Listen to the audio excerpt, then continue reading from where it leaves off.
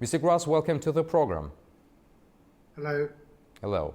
Mr. Gross, how are these latest talks being viewed in Israel, particularly in light of its long-standing opposition to Iran's nuclear program? Well, there's a lot of concern because there's a feeling that once again the Islamic regime in Iran is just playing for time.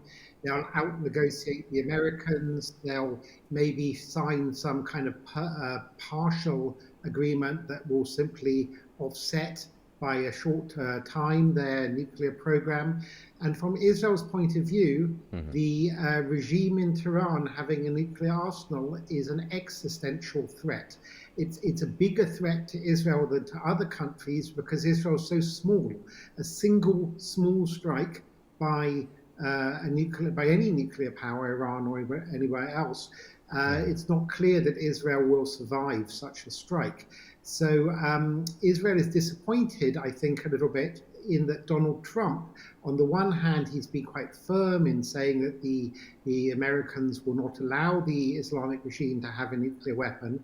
On the other hand, he's kind of giving mixed signals as well, that he wants an agreement for the sake of an agreement, rather than a real lasting agreement that for once and for all will prevent this regime in Tehran building a nuclear arsenal.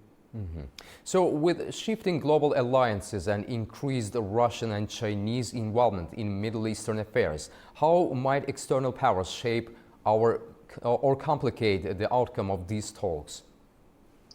Well, I mean, America's in a big bind because it very much wants to exit the Middle East. It doesn't want to be particularly involved in foreign affairs to the extent it was in general under the so-called America First Trump presidency. And to the extent that the president wants to deal with foreign affairs, it's very much about China, less about Russia, less about the Middle East. But the US can't ignore the Middle East. ISIS, although it's been badly battered, still exists in Syria.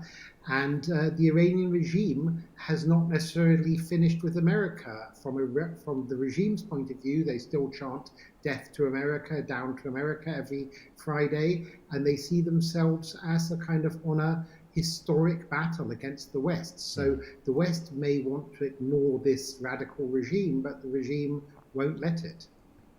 Mr. Gross, it was great having you on the program. Thanks for joining us here on A News. Thank you. Thank you very much.